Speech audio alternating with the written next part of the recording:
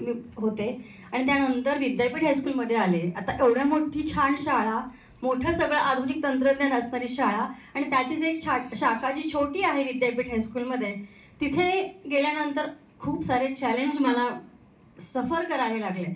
आणि ते चॅलेंज म्हणजे काय की अगदी सिन्सिअर असणाऱ्या मुली, छान लिहिणाऱ्या मुली, तर अगदी उनाड अशी मुलं आणि मुली की जे एका वर्गामध्ये 10 मिनिटं सुद्धा बसून ठेवणं खूप अवघड, इतकं अवघड की आपण इकडे असं पाठ वळले की तिकडनं 2 जण निघून जाणार.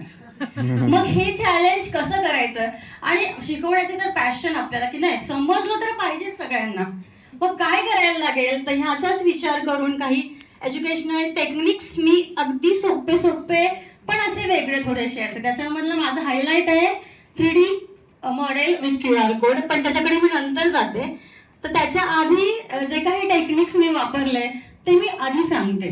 तर खेळायची आवड आहे की नाही, मग चला आपण असे खेळणे बनवूया की सगळी कन्सेप्ट त्या खेळण्यामधनं आणि त्या मुलांना खेळता खेळता आली पाहिजे. तर ही जी मी इथे दाखवले साऊंड वरती झालेलं आहे, साऊंड वरती इतके सारे खेळणे आम्ही बनवले, मी स्वतः, मुलांनी स्वतः, की सगळं साऊंडचा एक कन्सेप्ट आम्ही त्या खेळण्यांमध्ये केला. खाली जलतरंग गेलेला आहे, मग बाउल्स आणले, काचेचे आणले, बोनचायनाचे आणले, नंतर नारळाच्या करवंटे आणल्या आणि त्यातनं मुलांना डिफरन्स शिकवला आणि त्यांना तो कनेक्ट झाला. आणि आम्ही मग तो कन्सेप्ट मग नंतर शिकवायचा, आधी खेळायचं, खेळांमधनं काय ऑब्झर्वेशन झालं ते सांगायचं आणि मग पुढे जायचं. आता हे ऍसिड आणि बेस, इतके ऍसिड आणि बेस की नाही नुसतं लॅबमध्येच नाही जायचं, घरातनं तुम्हाला जे वाटेल ते आणा. मग आम्ही PS पेपर पण अगदी वेगवेगळे तयार केले. काही म्हणाले मी पालकाचा, ठीक आहे पालक आण, बीट आण, जे मिळेल ते, हळदीचा पेपर आण. मग त्याचा आम्ही चार्टच केला की ह्या ह्याच्यामध्ये हे पेपर टाकले तर काय डिफरन्स होईल आणि मग कंटेंटकडे आणलं. मग असं जेव्हा त्यांना एंगेज केलं तेव्हा ते मुलं वर्गात बसायला शिकले आणि करायला शिकले. मग हे पझल्स काही तयार केले, एनर्जीवरती हा केलेला पझल्स आहेत की त्या पझल्समध्ये मुलं एकत्र आले आणि मग आम्ही 8वीचे वर्ग एकत्र केले, 9वीचे एकत्र केले, कंटेंट वाईज तुम्हाला जो कंटेंट हवा आहे त्याला. 10वीसाठी मुलं बसूच शकत नव्हते, रीडिंग तर दूरच, एखादा कंटेंट वाचायचा म्हणजे खूप अवघड. मग कौशल्यपूर्ण रीडिंग असं एक ऍक्टिव्हिटी केली, 1-2च पानाचा त्यांना कंटेंट दिला. त्या कंटेंटवरती त्यांनी बसायचं 10 मिनिटं, ग्रुपवर बसा किंवा एकटं बसा. त्यांनी मग एक शब्द वाचायचा आणि त्या 2 पेजवरती आम्ही वेगवेगळे प्रश्न की जे बोर्डात येतात ते तयार केले. फिल इन द ब्लँक्सचे वेगळे, नंतर गिव्ह रिझन असणारे वेगळे, मोठा प्रश्न वेगळा, समराईज वेगळा. आणि तुम्हाला सांगायचं खूप आहे की ह्या पूर्ण कंटेंटच्या मुलांकडे 110 प्रश्न तयार झाले की ते शिक्षक सुद्धा करू शकणार नाही. एवढं सुंदर कंटेंट मुलांनी स्वतः शोधून त्याचे प्रश्न स्वतः करून तयार केले. आता 8वीच्या मुलांना मला एक शिकवताना, मॅथ शिकवताना असं की त्यांना असं सारखं वाटायचं की माझं चुकेल की काय, मी सांगितलं तर मला शेजारचं हसेल की काय. मग त्याच्यावरती एक सिंपल टेक्निक, लॅमिनेशनमध्ये एक पांढरा कागद घातला आणि त्याचा बोर्ड तयार केला आणि उत्तरं जे काही येईल ते सगळ्यांनी मला एकदम दाखवायचे, मलाच दाखव, मलाच समजणार, इतरांना शेजारच्यांना वगैरे काही समजणार नाही. त्याच्याने काय झालं की फक्त मॅडम मला बघतायत म्हणून शो मी द बोर्ड म्हटलं की 1 म्हटलं की दाखवायचं, फक्त मलाच कळणार की अरे ह्याच्या कन्सेप्ट क्लिअर नाहीये, ह्याच्या कन्सेप्ट क्लिअर आहेत. त्यामुळे मला कळलं की माझ्या मुलाला मला आणखी कोणाला काय जास्त सांगायचं आहे आणि कोणाला काही सांगायचं नाही. त्यामुळे हे छोटा गेम मी हा शो मी द बोर्ड केला.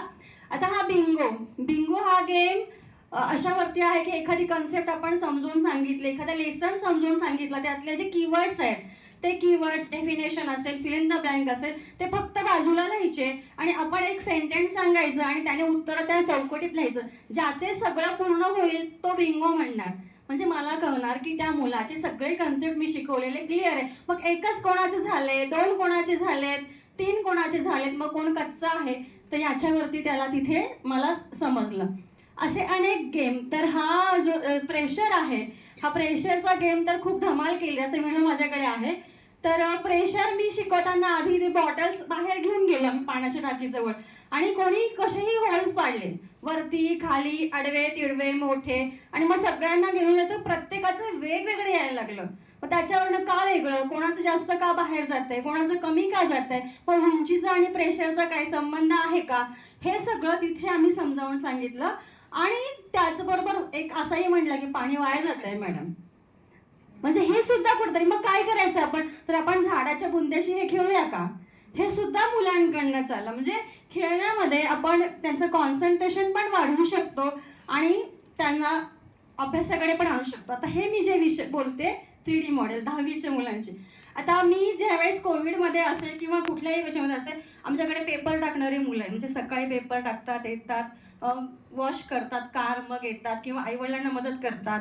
मुली धुणं भांड्याची कामं करणाऱ्या आईला मदत करतात. पण काही त्यांचं मिस होतं, ते मिस होऊ नये म्हणून आता मुलांना गेम आवडतोय, तर मी असे गेम तयार केले, त्याला टेक्नॉलॉजीचा जोड दिला. हा गेम आहे बघा, आणि ह्याच्यावरती QR कोड तुम्हाला दिसेल. तर हे काय आहे, तर हे पझल्स आहे. पझल्समध्ये काय केलं मी, ब्रेन आणि हार्ट असं पझल्स आहे ह्याच्यामध्ये. तुम्ही तिकडं मुलांना हे शिकवून झाल्यानंतर हे द्यायचं, तो पझल्स करेल आणि त्याच्यावर त्याला डिटेल जर माहिती असेल तर माझं स्वतःचं यूट्यूब चॅनल आहे, मी तयार केलं की त्याच्यामध्ये असे छोटे छोटे व्हिडिओज मी तयार केले. आणि त्या सपोज त्याने ब्रेनचं पझल सॉल्व केलं आणि त्याला ज्याची माहिती पाहिजे असेल तर मी इथे QR कोड माझ्या यूट्यूब चॅनलचा तिथं इन्सर्ट केला. त्याने तो खेळता खेळता QR स्कॅन करायचा आणि मी तयार केलेला छोटासा व्हिडिओ की जो 8वीच्या मुलांना हार्ट शिकवण्यासाठी गरजेचा आहे, ब्रेन शिकवण्यासाठी गरजेचा आहे, तो मी तिथे त्याने स्कॅन करायचा आणि मग तो व्हिडिओ त्याला बघायला मिळणार. नंतर मी असं केलं की ठीक आहे, ग्रीटिंग आपण देतो बघा, आपणच मानसिकता तयार केली, मोठे ग्रीटिंग द्या वाढदिवस असेल की, किंवा मोठी गिफ्ट द्या वाढदिवस असेल की, तर आपण ही छोटं ग्रीटिंग असं देऊ शकतो. मी माझ्या वर्गातल्या मुलांना हे दिलं. ह्याच्यात काय होतं, तर हे ग्रीटिंगमध्ये बघा QR कोड आहे.